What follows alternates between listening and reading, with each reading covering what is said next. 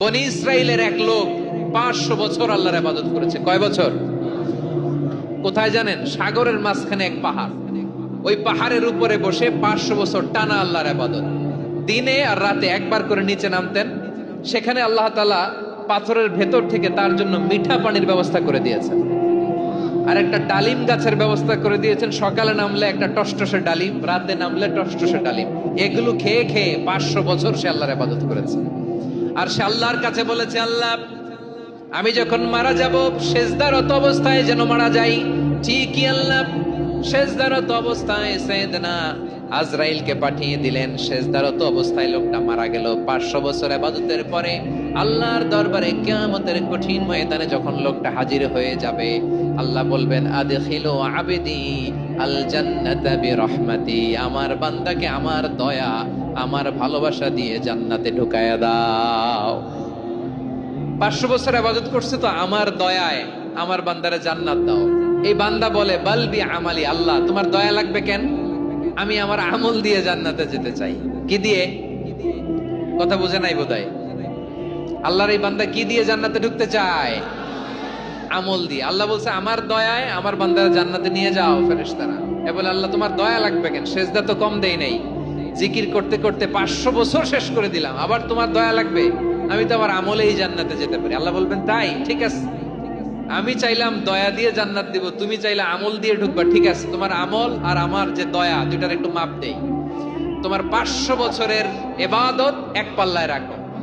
আর আল্লাহ বললেন, আমি যে দয়া করে এই দুনিয়ার নাজ নেয়ামত বিউটি সৌন্দর্য দেখার জন্য তোমার দুটা চোখ দিয়েছিলাম, দুটা নয় একটা চোখ আরেক পাল্লায় রাখো। রাখা হবে, দেখা যাবে ওই 500 বছরের ইবাদত হালকা হয়েছে, আর মুহূর্তের মধ্যে আল্লাহর দেয়া একটা চোখের নেয়ামত ভারী হয়ে গিয়েছে।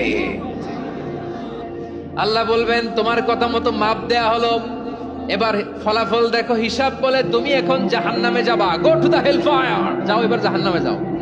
মাপ চোখে যখন আসছো আমার সাথে হিসাব ক্যালকুলেশন, যাও তুমি এবার জাহান্নামে যাবা।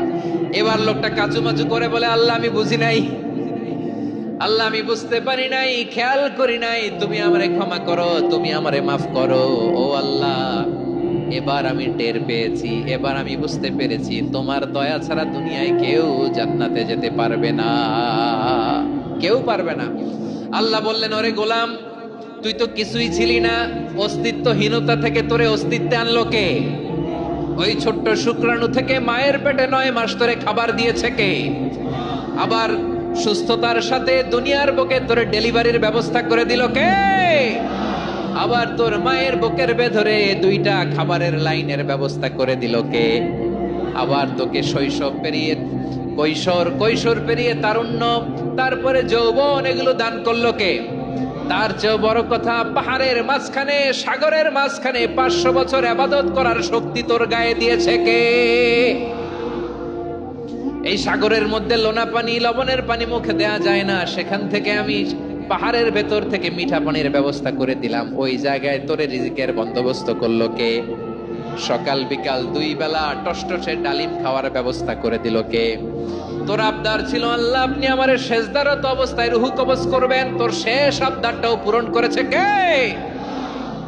ও গোলাম, আমার রহমতের তুলনায়, আমার নেয়ামতের তুলনায় তোর 500 বছরের ইবাদতের কোনো ওজনই হবে না।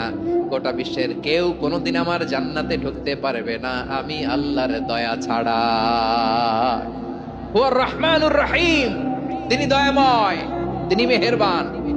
জিব্রাইল আলাইহিস সালাম বিশ্বনবীর এই লম্বা হাদিসটা যখন শোনালেন, আমি যা যা বলছি এটা বিশাল এক হাদিসের অনুবাদ। বললেন, ইয়া মুহাম্মদ, এই দুনিয়ার সবটাই চলে আল্লাহর রহমত দিয়ে। হাদিসের শেষ কথা, সব চলে আল্লাহর কি দিয়ে? তখন বিশ্বনবী সাহাবাদের বললেন, ও সাহাবারা শোনো, আল্লাহর জান্নাতে কেউ কোনোদিন প্রবেশ করতে পারবে না তার রহমত ছাড়া। সাহাবারা বললেন, ইয়া রাসূলুল্লাহ, আপনিও না? আপনিও কি আল্লাহর রহমত ছাড়া প্রবেশ করতে পারবেন না? বিশ্বনবী বললেন, না আমিও না, আমি বিশ্বনবীও আল্লাহর জান্নাতে আল্লাহর রহমত ছাড়া ঢুকতে পারবে না। তবে কিয়ামতের দিন আল্লাহর রহমত আমার চারদিকে বেষ্টনী দিয়ে থাকবে। আল্লাহ নিজের পরিচয় দিয়ে বললেন, আলিমুল গায়বি ওয়াশ শাহাদাতি হুয়ার রহমানুর রহিম, আমি হলাম রহমান, আমি রাহিম। আল্লাহরে চিনছেন? ওবারখালীর ভাইয়ের আপনার রবকে চিনতে পারতেছেন? তিনি দয়ার সাগর, তিনি মায়ার সাগর। তার দয়ার সাগর যে কত বড় আপনার কল্পনাতেও নাই।